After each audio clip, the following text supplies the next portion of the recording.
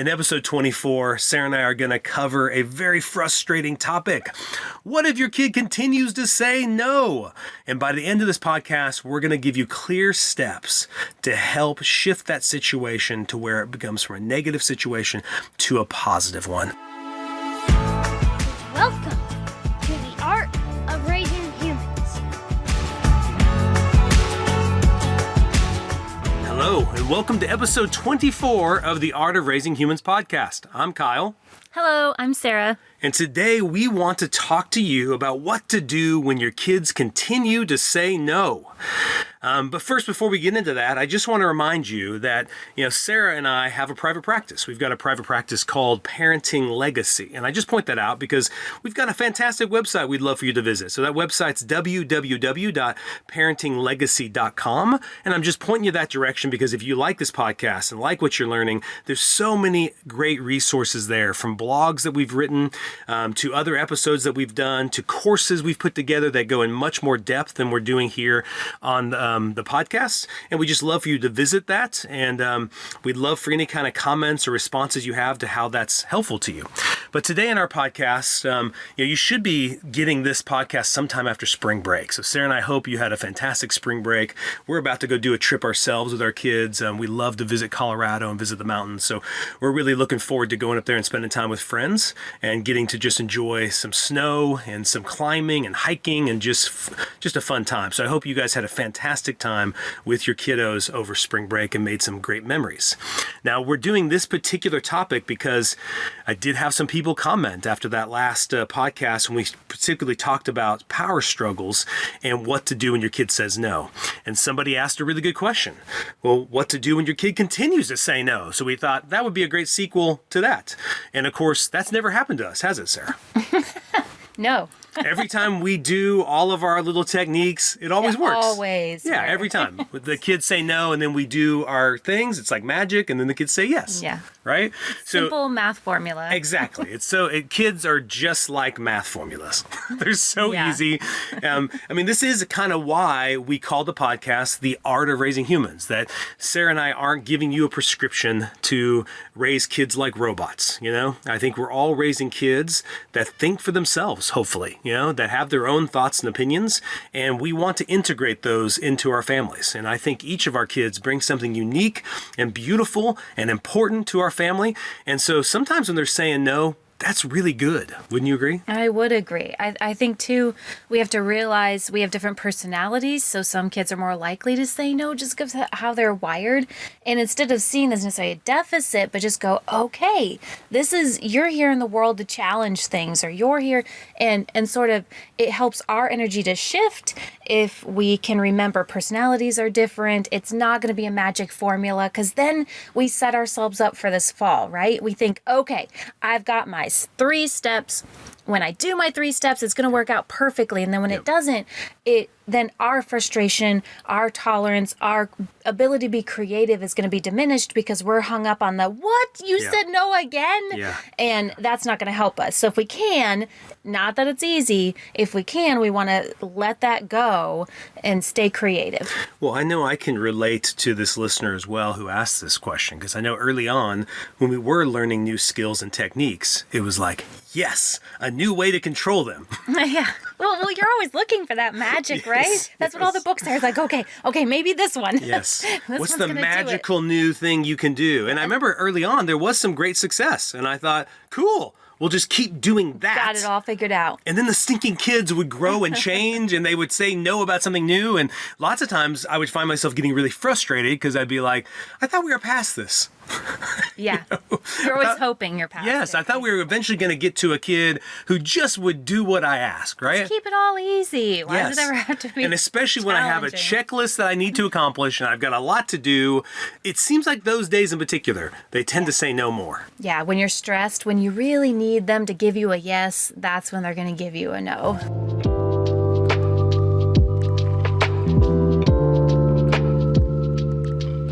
So I think it's important to first say, yes, we've fallen into that trap too. That Sarah and I in particular, we have a lot of skills. We have a lot of tools, much more than we did before we had kids, and much more than we did before we got educated and read a lot of books and grew as human beings ourselves. That I think we now have a tool belt full of tools, but still our kids sometimes still say no. And I can still slip into that being a problem, a problem that I need to solve, a problem that I need to control, a problem that I need to exert dominance over, and that I need to make that kid say yes. Right? And I don't want to slip into that. That when I'm in my prefrontal cortex, when I am not rushed and stressed, and I'm seeing my kid as the individual human they are, separate from me, I don't see their no as oppositional to me. I see their no as them advocating for their own desires and wants. Yeah. Just like you said, if you'll notice as a parent, I mean, the time I feel myself slipping into that and I just want to manage the situation, it is those, we're in a hurry, we have to get somewhere, or I feel like this is really, really important and we've got to take care of this right now. And when those emergency states, those stressful states, those are the times. And that's really about me and not them. And I want to recognize that in myself, because it'll help shift the energy too when I'm talking to my child. Because if I come to them in that state, kids pick up on that. Yep. And then even if they don't understand it, even if they're little or whatever age they are, it doesn't matter, big or little, they're going to dig in more because they can feel this, whoa, why are you coming at me like this? And it just makes them dig in more. It's not going to help shift things. Yeah. So I got to take care of me, take a deep breath, do what I need to do, take care of me to help shift it. That's where all that science that we talked about in the first few episodes, Sarah, comes in really handy. The whole idea of interpersonal neurobiology, exactly what you're saying, because many times actually those same skills that worked the day before, that worked the day before actually aren't working today, not because they're not effective, but because I'm in a different place in my brain. Yeah. And I find maybe the previous day I wasn't so rushed. I didn't have such a checklist. I wasn't so anxious. I wasn't so stressed. And so I want to point that out first, that I think that's the overarching thing that typically is what I notice for myself, is that typically it isn't the skill or the technique that isn't effective. Not to say that skill or technique is a magic wand and works all the time, but more often than not, when I'm doing things a certain healthy way, a certain way that is more congruent with the parent I want to be, typically it does work. It gets good outcomes. But on the days it doesn't, my first default is to reflect upon the different state I'm in. Like in that moment, am I in a good space? Am I the very cooperation I'm trying to elicit from my child? Am I cooperative in this moment? I'm trying to ask them to be flexible, but am I being rigid in my approach, or am I being flexible? And I find more often than not, I'd say almost in those days, 6 out of 10, 7 out of 10 times, it is my personal my interpersonal state, where I am neurologically, that affects the energy the kid is bouncing off of. Yeah. And then I think there are those days too where you feel like I'm in a good space. Yeah. I came to you and I was joking, and we've had, this is it's a good day for me. And then the kid still says no. So then I think, okay, if I feel like I'm really in a good space and I came to you in a good space, what's going on inside of you? Because just like I can feel stress, I can have a rough day, I can have things on my mind, so can kids. Yeah. Especially teenagers. Yeah. I think they've got a lot on their shoulders. A lot that they can't even maybe understand is happening. Yeah. Trying to sort through it all, not even totally conscious, like you said. It's not like here's my list of stressors. They're just there every day. And so maybe I'm in a great space. But maybe I need to come to them and realize that immediate no and that attitude or whatever that came at me is about what's going on in their interior world. Yeah. They're feeling all of that.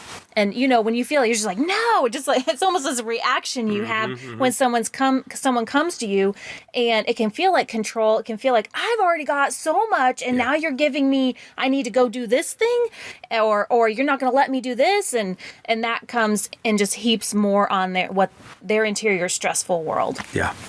Okay, so what I'm hearing you say, and what we're kind of agreeing upon, is the first step that if my kid continued to say no, is first, I guess that the tendency is for most parents, including even us, is quickly then to default. So, okay, I used all these new tools. they're not working. Go back to old tools, and those old tools for me might be fear and shame. I might then try to become more intimidating. I tried to be nice. I tried to be kind. I tried to be helpful. Well, forget that. It didn't work. So now you're making me have to get intimidating and big, right? So my tendency is to get bigger, or my tendency is, I know for both of us, might be when we're in that space to like use a little bit of shame language, I was going to say some sort of guilt trip. Yeah, guilt trip or some sort of a threat. Well, if you're not, if this isn't going to happen, then this is what, just to watch out, kid. Yeah. So the first thing I want to do is first remind myself that these healthier tools do work, and I've got to trust the process. Yeah. Second thing is I want to reflect upon my inner state. Am I in that good space? Am I in my prefrontal cortex? In that moment, am I projecting my stress and my frustration onto my kid and thereby making it more difficult for them to be cooperative? And then you brought up the third step. The third step is, am I conscious of maybe they're not in that space? Maybe they're in a worse space than I suspected, right? Maybe it's harder for them. Maybe there is more going on. I mean, you brought up teenagers. We'll probably definitely do a podcast in the future, but I mean, you're talking about not only do they have the social aspect, the pressure. I mean, this world right now is so full of stress and anxiety and pressure. The future, for some of them, does not look bright. It looks very overwhelming and concerning, more so than it has in the past.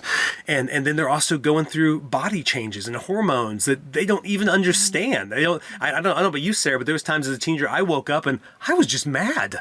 I just wanted to get in a fight with somebody, And so if my parents were like, do you want breakfast? Yeah, of course I want breakfast. God, why would you ask? It was just like immediately was like, already I was like, or would you take out the trash? No, I'm not taking out the trash. Stop asking me to do so much. And it was this immediate reaction. I didn't even know where it came from. And I think if my parents in those moments would come back and be like, hey, don't talk to me like that. I do actually, as I'm saying this story, I remember one time I was sick and I just didn't feel well. My parents didn't necessarily know how sick I felt, like my stomach was hurting or something. And I remember my dad asked me to do something and I was kind of like, no, I don't want to do that. And he was, you don't talk to me that way. And immediately turned into this big argument because he had no idea the space I was coming from, but also wasn't willing to let that, happen. He wasn't willing to receive that and go, what's going on? And wasn't curious, And I think too many times we can jump to that as parents.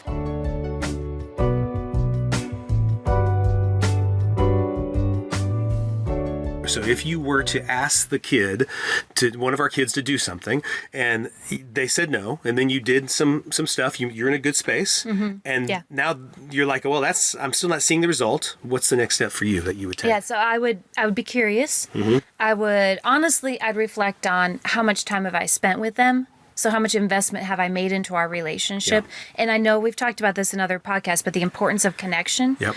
Anybody, a child, a grown-up, anyone, if I ask them to do something, their answer is kind of, it depends on how well I'm connected. If I walked up to a stranger and said, hey, can I borrow your car? They're going to say no because we have no relationship.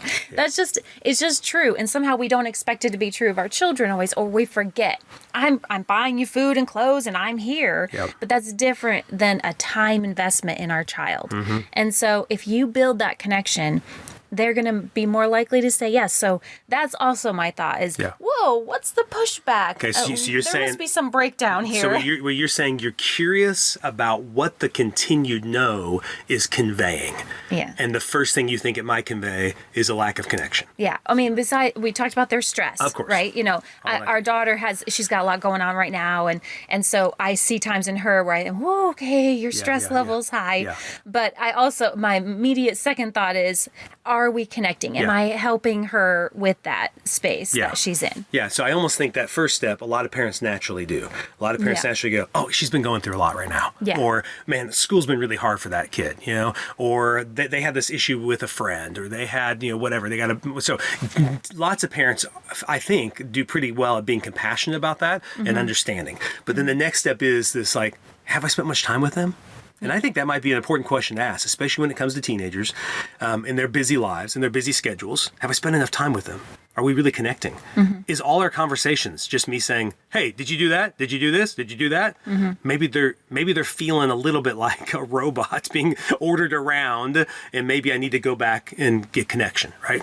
Right. I've had times, honestly, where I remember, especially with my son, there's times, my older two, I'll go, and if I notice this kind of snappiness, it'll start where it's just sort of, the responses are a little snarky, and I will look for a moment. I'll kind of let it go right then, and I'll just look for a moment soon where I just, get up next to them, get close. Hey, normally you don't talk to me that way. What's happening? Is something wrong? Are you upset with me about something? And look for ways. I check in with them, and then I look for a way to connect. Can we do something together? Yeah, and you and I might even say that together, right? You might say, hey, I feel like, Brennan's been a little upset. Have we spent enough time together? Hey, why don't you try to get some time with Brennan? So I need to go do something with exactly. him. And so I'll say, hey, why don't you get alone with him? Go on a walk with him, or go on. So I would encourage any parent listening. That to me is one of the first things we would do. A first intervention is if there continues to be constant resistance. That's what the no is. I believe the big part of that is they don't know I'm for them, or they don't believe I understand them, they don't believe I get it, So they inevitably, the no is communicating something, and I'm not sure what it is. And so connection is the best way to help that door open to where they can better understand it themselves and then share it with me. I love that. I love that the resistance is not just a no or there's something behind it. There's always a reason. It's if we get caught up in the behavior, which is very easy. I do it. Sure, me too. You get this knee-jerk reaction to this. What? How dare you? You have that, and I think that's normal. But if we can move past that and then go, wait, that's just an indication of something deeper. So let me go straight to that deeper. And just like if something is hurting, you'd be curious, what's going on behind the pain? What's causing the pain? So if we can move to that space of, what's causing this no and this resistance? Yeah. And so then once we do that, once we do the connection, I think, you tell me, the next step I would take. So first of all, I'm reflecting upon my own, where I'm at. I'm reflecting upon what's going on with them. I'm thinking about, have I been connected enough, right? I'm trying to understand, and maybe in that moment I'm confused, and that's why the no is so like, oh my gosh, like I'm trying, everything's not working. Okay, I need to reconnect. Okay, what else might you do in that moment? Like, it's like immediately in that moment when they keep saying no, how would you, because that connection thing sounds great, but it does sound like something we're doing later. Right. What are you going to do right then? Sometimes you could move into it right then. Sure. If it's not too heated, you can go, whoa, just take a step back. I've done that before. I've said to Brendan, I remember one time we were throwing away a lot of his rocks that he had saved. We were cleaning out the garage, and he likes to collect things. And so he collected a lot of rocks, and I wanted to throw them away. And he was very upset at me about that and didn't want to let the rocks go. And so when I asked him to give me the rocks, he kept saying no. And what I did in that moment, he was a little older kid, so at that time Brendan was maybe 4 or 5, and I just said, hey, could you take a walk with me? And I specifically asked him if he wanted to hold my hand. And so we kind of walked together, and I felt like it was an image of us working together. We're walking down the road together, holding hands. And I walked just long enough to where I felt him kind of relax. And then I was able to kneel down towards him, look him in the face, and then talk to him about how much that hurt to let those go. And then he was able then to say, Dad, I'm ready to throw those away. And I think we agreed upon, we'll keep 4 of his favorites or something like that. Yeah. So you empathized with his situation. So maybe there's his reason for saying no, that you got to that reason for saying no, the sadness, the loss. It was through connection, and the connection was through empathy. And then you empathized with it. Yeah. You still held your boundary. Yes. Yep. And you honored his wishes too, where you came together and honored his, okay, let's keep a few of the really special ones, and came with him on that. So now, well, sometimes, Sarah, do you think it's appropriate to, if the no continues happening in the moment, to kind of just back off? Yeah, that was my next thought. Is, so, if I try to move into the relationship, but they're like, no way, not right now. Or I might try humor, But if I feel like all things are closed off to me, because sometimes if I can just get my kids laughing, then that shifts it, right? I'm just looking for a change in the dynamics. Yeah. Let's change how things are going. Yeah. Sometimes it might be moving in with kindness and softness. Yeah. And sometimes it might be moving in with humor. Yeah. But I want to change what's happening here. I'm not going to engage the resistance. The more that resistance builds, if they're building the resistance, I sort of in this not directly, but I just sort of let them know, oh, I'm not joining you in that. I'm not going to battle. Yeah. We can have fun. I can hug you. We can, but, or if anything, I'll just back off of it. I think a lot of parents are afraid to do that because in that moment it looks like being permissive. Yes. It looks like I'm letting the kid, quote unquote, my fingers are up in the air, quote unquote, winning, and I'm losing, right? Well, and you want this, sometimes they need to know when, sometimes I just need them to do it right then. Yeah. And so I think it's important, if I'm thinking that means I'm not in a good space. Yeah. So, I have to let go of the fear, that backing off, to me, it means nothing other than right now, we're just not in a good space to solve this.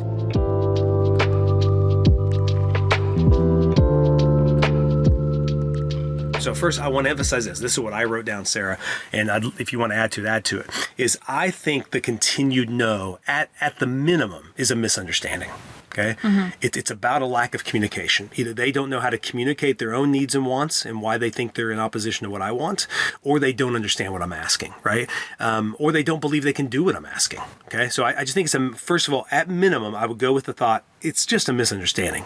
Okay? That I think the kid does want to cooperate. It feels better to have that kind of relationship with your parent. So I'm just going with that assumption. It doesn't help me to comfort that they don't want to do it. It's that positive, yes. I'm going to believe the best in you. But so then I think beyond that, the kind of ideas I wrote down was a kid doesn't feel safe in the connection.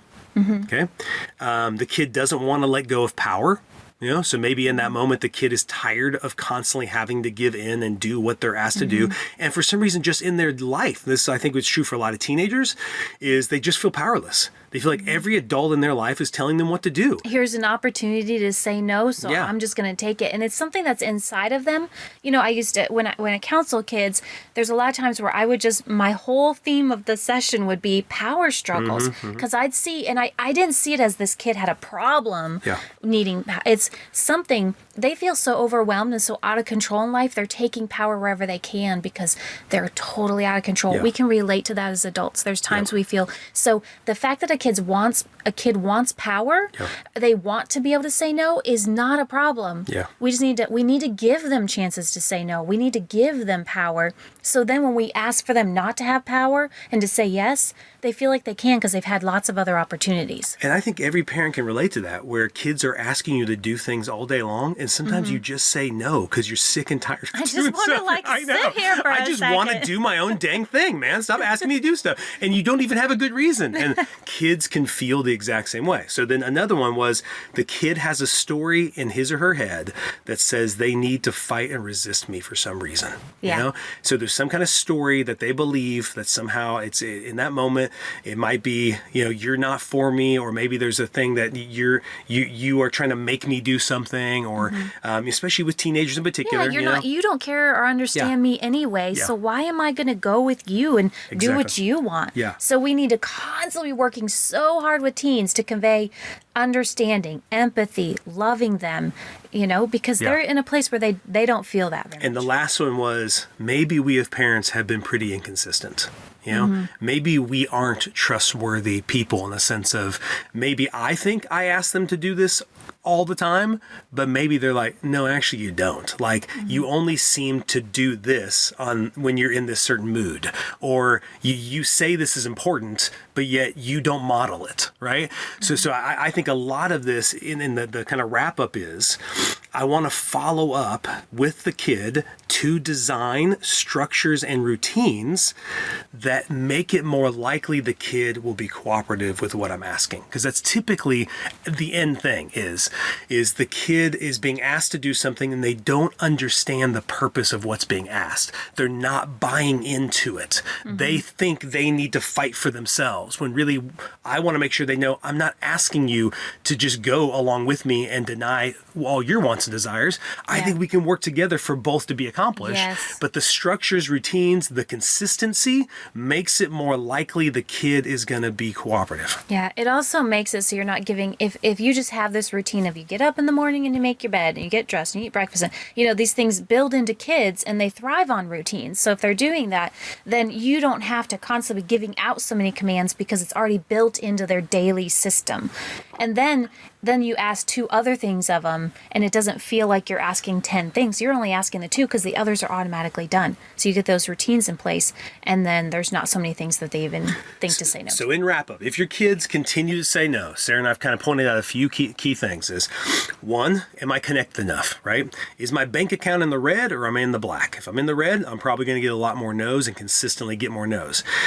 2, does my kid know I'm for them? You know, like in that moment, do I feel like I'm for them? Am I in a good place, myself, physiologically, neurologically, or am I just trying to exert control?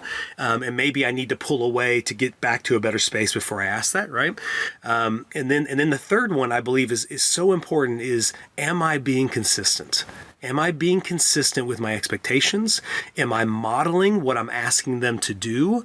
And I find lots of times the answer is in one of those 3, right? And then there's that 4th element of just what's going on with them, you know? Maybe through later on conversations, maybe in that connection right in that moment, maybe then you can help the kid move from the limbic system where they're only thinking about themselves and not able to think about what I'm asking, to then moving out to the prefrontal cortex where now they can be more open-handed and less close-fisted. Yeah. You know, now we can cooperate together. We can create something new in that moment. All right? Yeah. Okay, so I hope this was helpful to you. I know hearing no is a scary thing. I know sometimes hearing no means I'm losing control. It may look like I'm not winning. And so with Sarah and I just want to, that might be good. You know, because they need to learn how to say no to people in their lives who sometimes are trying to take advantage of them or mistreat them.